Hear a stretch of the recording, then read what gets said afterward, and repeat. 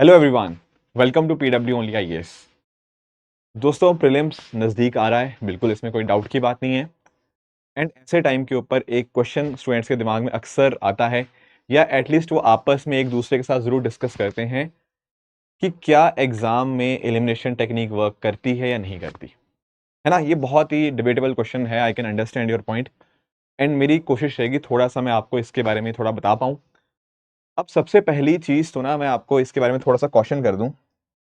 अगर कोई ऐसा स्टूडेंट है जिसको लगता है कि उसने अभी तक बहुत ही कम तैयारी करी है या बिल्कुल भी तैयारी नहीं करी है एंड उसको लगता है कि सर अभी मैं ज़ीरो पर हूँ एंड मुझे आप एलिमिनेशन टेक्निक सिखा दो एंड मैं यहाँ से 100 मार्क्स तक पहुँच जाऊँगा, तो ये थोड़ा सा ख्याली पुलाव ही है, ठीक है।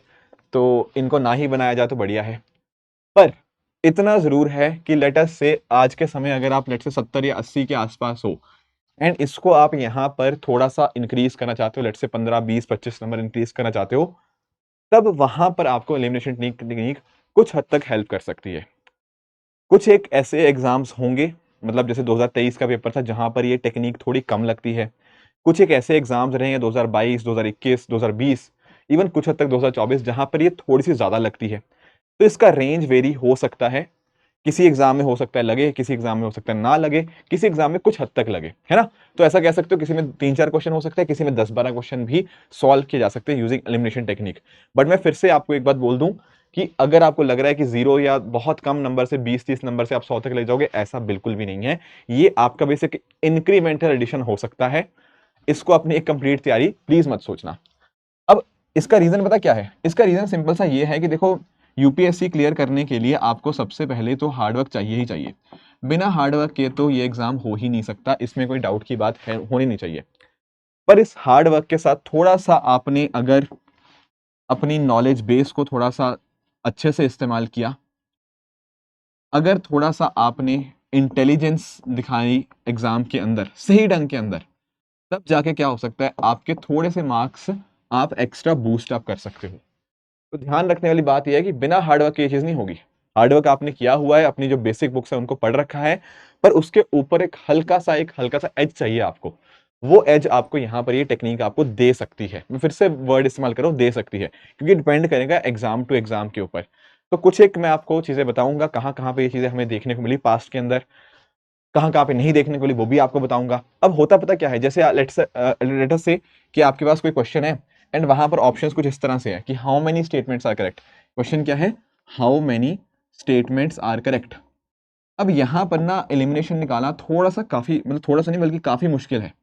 क्यों? क्योंकि ऑप्शन ऐसे होंगे, option number A only one statement is correct, option number two only two statements are correct. इस तरह से क्वेश्चंस के अंदर एलिमिनेशन लगाना काफी मुश्किल है। बट फिर भी काफी सारे क्वेश्चन ऐसे होंगे जिनमें हम लगाएंगे भी। एंड आज के सेशन के अंदर मैं आपको एग्जांपल्स के थ्रू ही समझाऊंगा कि कैसे कैसे आप एलिमिनेशन को लगा सकते हो, ठीक है। तो बहुत सारे 15 20 25 एग्जाम्पल मैं आपके लिए लाया हूं, ताकि थोड़ा सा आपको आइडिया लगे। ऐसे ही नहीं रैंडमली कुछ भी आप एलिमिनेट करते रहोगे, तो उसका एक आइडिया मिले, इसीलिए आज का सेशन ही यहाँ पे है। अब स्टार्ट करने से पहले सबसे पहले तो आप सभी को रिपब्लिक डे की ढेर सारी शुभकामनाएं, राइट। अब हमारी टीम ने इस पर्टिकुलर मौके के ऊपर आपने जितने भी आपके यूपीएससी कोर्सेज हैं उनके ऊपर आपको अप टू 80% ऑफ देखने को मिल जाएगा। यहाँ पर मैं एक स्पेसिफिक मेंशन करना चाहता हूँ हमारे तेजस प्रोग्राम का। वैसे तो सभी कोर्सेज के ऊपर ये एप्लीकेबल है, अप टू 80% ऑफ। बट एक जो प्रोग्राम हमारा है ना, तेजस प्रोग्राम, ये उन बच्चों के लिए बहुत ही इफेक्टिव रहेगा जो 2025 में अपना प्रीलिम्स देने जा रहे हैं। तो ये एक यूपीएससी प्रीलिम्स रिवीजन प्रोग्राम है, जहां पर आप नोटिस कर पाओगे कि आपको प्रीलिम्स के आपको रिकॉर्डेड लेक्चर्स देखने को मिल जाएंगे। उसके अलावा डेली बेस पे प्रैक्टिस होती रहेगी जीएस की और सीसेट की भी, एंड उसका टेस्ट डिस्कशन भी आपको यहाँ पे देखने को मिल जाएगा। और भी फुल लेंथ टेस्ट आपके जीएस के, आपके सीसेट के, ये आपको देखने को मिल जाएंगे। तो ये सब आपके इसके फीचर्स हैं, डेफिनेटली आपके लिए बहुत हेल्पफुल रहेगा। तो तेजस प्रोग्राम जो है, इसका लिंक जो होगा नीचे मैं आपको डिस्क्रिप्शन के अंदर दे दूंगा, तो इसको आप डेफिनेटली ज्वाइन कर सकते हो अगर आप अपने फिल्म्स की प्रिपरेशन को और बेहतर बनाना चाहते हो। अब आते हैं अपने मुद्दे के ऊपर। देखो, एक्चुअल में ना पता क्या होता है, सबसे पहली चीज ये है, आंख बंद करके एलिमिनेशन नहीं लगाई जाती। बहुत ही सोच समझ कर, अगर आपका नॉलेज बेस अच्छा है तभी आप एलिमिनेशन लगा पाओगे। एग्जाम्पल से देखते हैं। पहली चीज आप अंडरस्टैंड करो, देखो सबसे पहली चीज नॉलेज है। नॉलेज के आगे कोई चीज नहीं है। ऐसा मत कहना कि एलिमिनेशन को पहले लगा दिया, नहीं। जैसे फॉर एग्जाम्पल, अब देखो यार, पिछले साल एथिक्स कमेटी बार बार न्यूज में थी। तो पहली चीज तो ये करंट अफेयर्स का क्वेश्चन है, आपको एक डिसेंट आइडिया इस क्वेश्चन का होना चाहिए था अगर आप एक सीरियस एस्पिरेंट हो। अगर था तो वहीं से आंसर मिल जाता, नहीं था तो पता क्या होता है, हो सकता है कि शायद आपको तीनों की तीनों स्टेटमेंट्स ना पता हो। इट इज फेयरली पॉसिबल, हो सकता है आपको इनमें से एक स्टेटमेंट आती हो या दो स्टेटमेंट आती हो, तीनों लेट से नहीं भी पॉसिबल। बट अगर आपने एथिक्स कमेटी का थोड़ा सा बेसिक भी जाना होता ना, तो आपने कहीं ना कहीं न्यूज के अंदर हल्का फुल्का सुना होता कि यार एथिक्स कमेटी पता क्या होता है, मतलब एथिक्स के कमेटी के बारे में, कि या तो मेंबर ऑफ लोकसभा हो सकता है, वो कंप्लेंट कर सकता है अनएथिकल कंडक्ट के बारे में, या फिर आपकी जो एथिक्स कमेटी है वो क्या कर सकती है सर, वो सुओ मोटो अपनी मर्जी से भी एक्शन ले सकती है। और इन भाई साहब ने कह दिया ओनली, कि नहीं भाई सिर्फ यही तरीका है, ऐसा नहीं है। ये एक काफी एक एक्सट्रीम वर्ड यहाँ पे इस्तेमाल हुआ था। एंड अगर हमें थोड़ा सा बेसिक आइडिया था, हम यहाँ से ये पता कर सकते थे कि भाई सेकंड स्टेटमेंट गलत है। एंड एक बार आप यहाँ पर सेकंड स्टेटमेंट गलत करते हो, आपके सामने इसका जवाब मिल गया। और ये सिर्फ एक एग्जांपल नहीं, ऐसे मैं आपको कई एग्जांपल दूंगा 2024 के पेपर से भी, उसके पीछे वाले पेपर से भी, जहां पर हम इस्तेमाल कर सकते हैं। मैं फिर से बोल दूं, इससे 0 से 100 नहीं आएंगे, पर 80 से 100 जरूर आ सकते हैं। और एग्जांपल्स मैं आपको दिखाता हूं, लेट्स से आपको नहीं हो सकता किसी को ना पता हो, बट स्टिल ही और she should be able to solve this kind of questions. मैं आपको कुछ और एग्जांपल देता हूं। देखो एक ना क्वेश्चन आया था एक्सरसाइज मित्र शक्ति के बारे में। अब देखो यार, हम भी जैसे प्रीलिम बूस्टर में डिस्कशन करते हैं या कहीं पर डिस्कशन करते हैं, हम पढ़ते तो हैं बहुत सारी चीजें कि हाँ यार ये एक्सरसाइज, सबसे पहली चीज मुझे बताओ, जब भी कभी एक्सरसाइज पढ़ते हो, कोई भी एक्सरसाइज हो गया, ठीक है, जैसे एक्सरसाइज अजय वॉरियर हो गया, है ना, या फिर मालाबार एक्सरसाइज हो गया, सबसे पहली चीज बेसिक फंडामेंटल चीज आप क्या पढ़ते हो? यही तो पढ़ते हो कि आखिर वो एक्सरसाइज कौन से देशों के बीच में हो रही है, यस और नो। फिर उसके बाद थोड़ा बहुत और पढ़ लेते हैं कि उसका क्या ऑब्जेक्टिव है, कौन से जगह पे हो रही है, या एक दो और फैक्ट्स पढ़ते हो। बट सबसे फंडामेंटल चीज तो यही पढ़ते हो कि कौन से दो देशों के बीच में हो रही है। तो अगर लेट अस से आपको एक्साइज मित्र शक्ति का थोड़ा सा आइडिया होता, एंड आपको रियलाइज होता कि यार ये वाली बात जो कह रहा है ना कि इंडिया और बांग्लादेश के बीच में है, ये वाली बात तो गलत है, आपका आंसर वही बन जाना था। क्योंकि आप चार ऑप्शन देखोगे ना, सारे ऑप्शन में वन था एक्सेप्ट ऑप्शन नंबर 4। तो यानी कि हो सकता है यार किसी को नहीं याद रहा हो कि एक्सरसाइज पुणे में हुई थी, महाराष्ट्र में हुई थी, दिल्ली में हुई थी, कहां हुई थी। इट इज फेयरली पॉसिबल, बाकी स्टेटमेंट्स आपको याद नहीं हो सकती, एटलीस्ट सेकंड और सेकंड क्वेश्चन तो नहीं हो सकती। बाकी चलो ठीक है, थोड़ी आपकी जनरलाइज स्टेटमेंट है तो वो ठीक होने की प्रोबेबिलिटी ज्यादा है, पर सेकंड स्टेटमेंट्स को याद कर पाना, जब हम इतना सारी चीजें पढ़ रहे हैं, इतना सारा करंट अफेयर पढ़ रहे हैं, उसको याद रख पाना एक काफी टफ टास्क था। बट स्टेटमेंट वन तो आपको पता ही होनी चाहिए थी, एंड उतने से ही आपका आंसर आ गया। तो यूपीएससी भी ना आपसे ये एक्सपेक्ट नहीं कर रहा शायद कि आपको ये पता हो कि कहां पर हुई या कहां नहीं हुई, बट ये जरूर यूपीएससी आपसे एक्सपेक्ट कर रहा है कि किन देशों के बीच में हो रही है। एंड वही क्रक्स था उस क्वेश्चन का, एंड वो क्रक्स अगर आपने पकड़ लिया, आपके यहाँ पे +2 मार्क्स हो गए। अदरवाइज क्या होगा, हमें लगा यार मुझे नहीं पता कि पुणे में हुई थी या ये चीज थी या नहीं थी, पर भाई वो क्वेश्चन में चाहिए ही नहीं उसको आंसर करने के लिए, आंसर करने के लिए उस चीज की रिक्वायरमेंट ही नहीं है। ठीक है, और कुछ मैं आपको एग्जांपल्स देता हूं। जैसे लेटेस्ट से ये 2024 में एक और क्वेश्चन आया कि भाई ये बताओ इनमें से कौन कौन सी ऐसी कंट्रीज हैं जहां पर बात होती है मीडिया के अंदर रिगार्डिंग लो बर्थ रेट। अब देखो यार एक चीज समझो, हम बार बार नाइजीरिया नाइजीरिया न्यूज़पेपर में सुनते रहते हैं कि यार नाइजीरिया की पॉपुलेशन बढ़ रही है इस तरह से। अफ्रीकन कंट्रीज की चलो इन जनरल तो हम सुनते ही हैं, तो इतना तो हमें पता होना चाहिए था कि नाइजीरिया या अफ्रीकन कंट्रीज में ऐसी समस्या नहीं है कि वहां पे आपकी बर्थ रेट लो है, ऐसी समस्या नहीं है। तो उसी से आपका पता लगता है कि यार थर्ड तो आंसर नहीं होना चाहिए। ऑन द अदर हैंड हम जापान का खूब सुनते हैं कि जापान में ये हो गया, जापान में पॉपुलेशन बहुत ओल्ड हो रही है। सेम चीज इटली के लिए भी, जब कोविड-19 पेंडेमिक आया था तब भी ये मुद्दा उठा था। तो अगर बेसिक आइडिया होता, अगर नाइजीरिया का पता होता तो आप दो ऑप्शन लिमिट कर लेते, और इटली का पता होता तो बहुत आराम से आंसर तक पहुंच जाते। Do you get my point? तो हो सकता था कि शायद सबका आइडिया ना भी होता आपको, पर अगर आपको नाइजीरिया और इटली का भी सुना होता ना, तो आपका आंसर आपको मिल गया होता। और एग्जांपल्स कुछ एक डिस्कस कर लेते हैं। जैसे स्पेशली ना अगर मैं बात करूं, कुछ क्वेश्चंस आपके असर्शन रीजनिंग वाले भी आते हैं। अब बच्चे इसमें भी बहुत डर जाते हैं कि यार इसको सर कैसे करें। देखो ये भी कुछ हद तक एलिमिनेशन टेक्निक से हो सकते हैं। I am not saying all questions, but some questions can be done. Let us see just take an example. अब ये स्टेटमेंट वन पढ़ो, ये कह रहा है भारत ना एप्पल्स इंपोर्ट करता ही नहीं है यूएसए से। बहुत ही एक्सट्रीम स्टेटमेंट बना दी गई है, बहुत ही एक्सट्रीम स्टेटमेंट, कि भारत कभी करता ही नहीं है इंपोर्ट आपके यूएसए से। ठीक है, बहुत ही इलॉजिकल सी स्टेटमेंट यहाँ पे हमारे सामने मेंशन्ड है। अगर हमें लेटर से स्टेटमेंट टू का आइडिया नहीं भी है, हालांकि we know that this is true, but अगर मान लो हमें सेकंड स्टेटमेंट का आइडिया नहीं भी है, बट स्टेटमेंट वन का हमें थोड़ा सा absurd लग रही है, उसको एलिमिनेट करते हुए हम अपने आंसर तक डायरेक्टली पहुंच सकते हैं। क्योंकि चारों ऑप्शन में बस एक ही ऐसा ऑप्शन है यहाँ पे जहां पर स्टेटमेंट वन को इनकरेक्ट कहा गया है। Do you get my point? ऐसे आपके साथ ना एन नंबर ऑफ एग्जाम्पल्स हैं। ये देखो, ये वेनेजुएला वाली बात हो गया। वेनेजुएला बारे में हम समझते रहते हैं। जैसे मैं आपको एग्जांपल देता हूँ, यार मुझे नहीं पता कि वेनेजुएला में सबसे ज्यादा ऑयल रिजर्व है या नहीं है। हो सकता है मैंने पढ़ा हो, बट एग्जाम के टाइम मुझे शायद ना याद आए कि ऑयल रिजर्व इसमें थे या उसमें थे या रशिया में थे या कहाँ थे। फेयरली पॉसिबल हो सकता है सबको याद ना हो। पर ये जो बात भाई साहब कह रहे हैं कि वेनेजुएला ने तो कमाल कर दिया, वेनेजुएला ने तो ऐसी इकोनॉमिक रिकवरी कर दी कि मत पूछो, इसकी बात ही मत पूछो। ऐसा तो कभी नहीं ना पढ़ा। थोड़ा बहुत तो न्यूज़पेपर हम भी पढ़ते हैं। वेनेजुएला की हमने इकोनॉमिक हालत खराब के बारे में जरूर सुना था, पर वेनेजुएला ने कमाल कर दिया, इकोनॉमिक रिकवरी आ गई, ये हो गया वो हो गया, ऐसा तो कभी नहीं सुना हमने। तो हमें इतना पता था कि यार कि पहली स्टेटमेंट तो गलत है। स्टेटमेंट 2 का मुझे बहुत ज्यादा आइडिया नहीं है, मैं थोड़ा कंफ्यूज हूँ। It could be Russia, it could be this country, it could be that country, but I am very sure कि स्टेटमेंट 1 तो गलत है। स्टेटमेंट 1 गलत है, ऐसा केवल और केवल आपका एक ही ऑप्शन है। Getting it? मैं फिर से बोल रहा हूँ, ये कोई ऐसे तुक्का वाली चीज नहीं है कि किसी को भी एलिमिनेट कर दो, किसी को भी कर दो, नहीं। आपका एक ठीक ठाक प्री एग्जिस्टिंग नॉलेज बेस होना चाहिए, आपको अपने सराउंडिंग्स का अच्छा से आइडिया होना चाहिए, तब जाके एलिमिनेशन लगती है। 0 से 100 वाली गेम नहीं है ये, ठीक है? ठीक है, तो बस आपको इंक्रीमेंटल हेल्प मिलेगी। और भी पीछे कुछ सालों में देखो ऐसे कुछ क्वेश्चन थे, देखो ऐसे क्वेश्चन को ना थोड़ा सा कर पाना मुश्किल रहता है, वेरी ऑनेस्टली स्पीकिंग। ऐसे क्वेश्चन को एलिमिनेशन से कर पाना मुश्किल है, क्योंकि हमें पता ही नहीं। ठीक है, ये क्वेश्चन में दिक्कत आएगी, ठीक है, इसमें एलिमिनेशन नहीं हो सकती। बट और पास्ट के अंदर जैसे ऐसे क्वेश्चन आए हुए हैं, ये क्वेश्चन जरूर बन जाते हैं।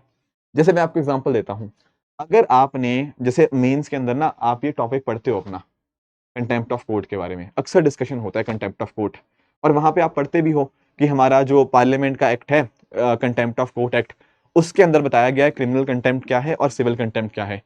हालांकि हमारे संविधान के अंदर मेंशन जरूर है कंटेम्प्ट के बारे में, पर वो डिफाइन नहीं करता है इन सब चीजों को। एंड अगर आपको ये बात पता होती तो आप बताते कि सर ये थर्ड स्टेटमेंट वाली बात तो बिल्कुल गलत कह रहे हैं, राइट? अब मैं आपको ऑनेस्टली बता रहा हूं, जब ये 2022 का पेपर हुआ था ना, बच्चे मेरे पास आए, उन्होंने बोला सर हमने ना कभी भी सान्याल कमेटी नहीं पढ़ी। पर मैं आपको एक चीज बताता हूं, उसकी जरूरत ही नहीं पड़ेगी आपको। आप नोटिस करो, आपको इतना पता था कि सर थर्ड स्टेटमेंट गलत है, थर्ड स्टेटमेंट गलत था ना, तो आपका ऑप्शन सी और डी तो गलत ही हो गया। अब ऑप्शन ए कह रहा है 1 एंड 2, ऑप्शन बी कह रहा है 1, 2 एंड 4। तो भाई 1 एंड 2 तो पक्का ही ठीक है, क्योंकि दो ही ऑप्शन बचे हैं। सिर्फ और सिर्फ आपको ये चेक करना था कि स्टेटमेंट 4 सही है या नहीं है, बस। स्टेटमेंट 1 और 2 तो पक्का ही पक्का ठीक है, क्योंकि दो ही ऑप्शन बचे और दोनों में स्टेटमेंट्स हैं। तो सान्याल कमेटी का पता था नहीं पता था, वो इस क्वेश्चन को करने के लिए रेलेवेंट ही नहीं बचा। हमें थर्ड जरूर पता होना चाहिए था कि भाई ऐसा नहीं है, उसके लिए अलग से पार्लियामेंट ने कानून बनाया है। एंड यही बात आपका स्टेटमेंट 4 कह रहा है। तो थर्ड एंड फोर्थ तो पक्का पता होनी चाहिए थी बच्चों को कि थर्ड गलत है, फोर्थ ठीक है। उसी से आपका आंसर मिल जाता, option number B would have been correct. तो थोड़ा सा दिमाग तो चाहिए, ये नहीं है कि बिल्कुल जीरो। तो ऐसे डरना नहीं है कभी कि भाई मैंने सान्याल कमेटी नहीं पढ़ा या और कोई चीज नहीं पढ़ी। भाई बाकी चीजों से भी आंसर आपका निकल सकता है, एंड प्रॉब्ली यूपीएससी यही चाहता है कि आप घबराओ मत, कुछ आपके सामने रैंडम चीज आ जाए। ठीक है, अब जैसे यार ये देखो मैं आपको एक चीज बताता हूँ। कई बार ना जैसे इकोनॉमी के अंदर बहुत सारे क्वेश्चन आते हैं, इकोनॉमी के अंदर बहुत सारे क्वेश्चन आते हैं, बिल्कुल ठीक बात है। अब मैंने जो नॉर्मली विटनेस किया है ना स्टूडेंट्स के साथ अक्सर डिस्कस करके, उनको ना कई बार एक्सटर्नल सेक्टर में थोड़ी बहुत दिक्कत आती है। एक्सटर्नल सेक्टर क्वेश्चन करने में थोड़ा सा परेशानी होती है कि डॉलर बेच दिया, डॉलर खरीद लिया, या मतलब एटलीस्ट इन केस ऑफ ना, जब भी कभी दूसरी कंट्रीज के साथ में लिंकेज आता है, थोड़ा सा उनको परेशानी होती है। पर अगर हम बात करते हैं बैंकिंग वाली चीज की, तो बैंकिंग वाली चीज, अगर आप मनी एंड बैंकिंग वाली चीज खासकर मैं बात कर रहा हूँ मॉनेटरी पॉलिसी के रिगार्डिंग, वहां पर वो काफी हद तक कंफर्टेबल फील करते हैं। तो लेट अस से अगर आप भी इनमें से हो, मैं तो वैसे चाहूंगा सब बच्चे अच्छे से परफॉर्म करें, बट लेट अस से अगर आप भी इनमें से हो, आपने अगर थोड़ा सा स्टेटमेंट 1 को पढ़ा होता, वो कह रहा है यार इन्फ्लेशन अगर ज्यादा है, इन्फ्लेशन ज्यादा होना मतलब महंगाई ज्यादा है। अब मुझे एक बात बताओ, जब अगर महंगाई ज्यादा होती है तो आरबीआई क्या करता है? सर आरबीआई महंगाई कम करने की कोशिश करेगा, ऑब्वियसली उसका काम ही यही है इन्फ्लेशन को कंट्रोल करना। तो महंगाई कंट्रोल करने के लिए वो क्या करेगा? वो लोगों की जेब में पैसा कम करना चाहेगा, बिल्कुल ऑब्वियसली है, लोगों की जेब में पैसा कम करना चाहेगा। लोगों की जेब में पैसा कम कैसे होता है बताओ? जब यहां पर आरबीआई होता है एंड यहां पे हमारी मार्केट होती है, तो आरबीआई क्या करता है सर? सर आरबीआई क्या करेगा? गवर्नमेंट सिक्योरिटीज बेचेगा, गवर्नमेंट सिक्योरिटीज सेल करेगा, इनके जेब में जो पैसा था वो यहां से बाहर लेगा, मतलब अपने पास ले लेगा पैसा। तो इन लोगों के पास जो पैसा था वो कम हो जाएगा, इन लोगों के पास पैसा कम हो गया, अब इनकी जेब में पैसा नहीं है तो ये खर्चा नहीं करेंगे, तो कहीं ना कहीं हमारा जो महंगाई बढ़ी हुई थी, तो महंगाई बढ़ी हुई कंट्रोल में आ जाएगी। आप लोगों ने पक्का ओपन मार्केट ऑपरेशंस पढ़ा हुआ है ना। तो क्या करता है इन्फ्लेशन के समय के ऊपर गवर्नमेंट सिक्योरिटीज को आरबीआई सेल करता है, बाय नहीं करता। बाय कब करेंगे? आरबीआई बाय तब करेगा जब उसको कहीं ना कहीं ग्रोथ को प्रमोट करना होता है। इतना तो आइडिया था ना, ट्रस्ट में इतना आइडिया था ना। अगर इतना आइडिया नहीं है फिर देखो, फिर मनी एंड बैंकिंग आपका कमजोर है। तो इतना आइडिया था, आपको आंसर मिल गया कि सर 1 पक्का गलत है। हो सकता है मुझे सेकंड ना पता हो सकता है मुझे थर्ड ना पता हो, हालांकि पता होना चाहिए, एक्सटर्नल सेक्टर बहुत ही बेसिक स्टेटमेंट्स हैं ये। बट फिर भी अगर आपको सिर्फ ये पता था कि स्टेटमेंट 1 गलत है ना, और ये पता सबको होना चाहिए मनी एंड बैंकिंग का टॉपिक, आप रियलाइज करते सर आपका आंसर यहाँ पे मिल जाता। 1 गलत था, 3 ऑप्शन में 1 था, तो मैंने तीनों को गलत कर दिया। Getting it. तो घबराना नहीं है कि भाई ऐसा कोई टॉपिक आ गया जिसके बारे में मैं ज्यादा कंफर्टेबल नहीं हूं। हर किसी के देखो अपने अपने स्ट्रॉन्ग एंड वीक एरियाज होते हैं, पर कई बार सिर्फ एक ही स्टेटमेंट से भी हमारा आंसर मिल जाता है। समझे? अब ये देखो यार, एक चीज अंडरस्टैंड करना। अब यहां पर भी जैसे फॉर एग्जांपल देखो, जैसे ये ना क्वेश्चन आया था 2022 में। अब पहली चीज तो एक बार अंडरस्टैंड करो, जैसे अफगानिस्तान के रिगार्डिंग इसने पूछा, क्यों पूछा? क्योंकि यार उस समय ना जो तालिबान छोड़ के सॉरी तालिबान नहीं, यूएस से छोड़ के गया था, तो तालिबान आया था तो बहुत ज्यादा न्यूज में था। अफगानिस्तान के बारे में बार बार चर्चा हो रही थी, अलग अलग कंट्रीज पार्टिसिपेट करी थी कि अफगानिस्तान का आगे पीस प्रोसेस कैसे वर्क करेगा। इसके अगले साल यूपीएससी ने पूछ लिया कि भाई यूक्रेन की कौन कौन सी बॉर्डरिंग कंट्रीज हैं, यूपीएससी ने ये हमसे पूछ लिया था। तो ऐसे क्वेश्चन तो हमें आने चाहिए। बट फिर भी सर, फिर भी मान लो मैंने नहीं पढ़ के गया, पर मुझे थोड़े बहुत प्रीवियस ईयर क्वेश्चन तो आते थे। मैंने अर्मेनिया अजरबैजान का कॉन्फ्लिक्ट पढ़ा हुआ है, नगोर्नो कराबाख का बार बार न्यूज में आता रहता है, अक्सर डिस्कस हुआ है प्रीलिम बूस्टर में भी, और थोड़ी बहुत हमने उसकी लोकेशन भी देखी है। थोड़ा बहुत आइडिया होता तो हमें रियलाइज होता है यार अफगानिस्तान तो ये रहा हमारा पड़ोसी मुल्क, अजरबैजान थोड़ा दूर में है। अजरबैजान थोड़ा दूर में है, वो कॉन्फ्लिक्ट याद करो अर्मेनिया अजरबैजान का, दिमाग में छपा होना चाहिए थोड़ा सा कि नगोर्नो कराबाख वाला कॉन्फ्लिक्ट है इन दोनों का। तो कहां से अर्मेनिया अजरबैजान का, मतलब अजरबैजान का कहां पे बॉर्डर टच हो रहा है विद अफगानिस्तान? नहीं हो सकता, नहीं हो सकता। अगर थोड़ा सा क्लैरिटी होती, इतना ही क्लैरिटी होती ना कि भाई अजरबैजान के साथ बॉर्डर टच नहीं करता, आपका आंसर मिल जाता। समझे? आई कैन अंडरस्टैंड कि थोड़ी बहुत कंफ्यूजन हो सकती है, पर अजरबैजान के साथ तो नहीं ना हो सकती। अजरबैजान अर्मेनिया का कॉन्फ्लिक्ट भी हम इतनी बार डिस्कस करते हैं, अफगानिस्तान का भी डिस्कस करते हैं, तो वहां पर जो इतने चीजें न्यूज में थी, तो वहां से कैसे गलती कर सकते हो? ठीक है, गेटिंग इट। ठीक है, और भी ऐसे बहुत सारे मैं आपको दिखा सकता हूँ, बहुत सारे ऐसे लिस्ट है। जैसे फॉर एग्जांपल यार ये क्वेश्चन आया था, आई थिंक ये 2021 का if I am not wrong है ना, तो 21 में ये क्वेश्चन आया था। तो यहाँ पर भी देखो पूछा गया था कि क्या पूछा गया था, 3 स्टेटमेंट थी और पूछा था कौन सा करेक्ट है यहाँ पे।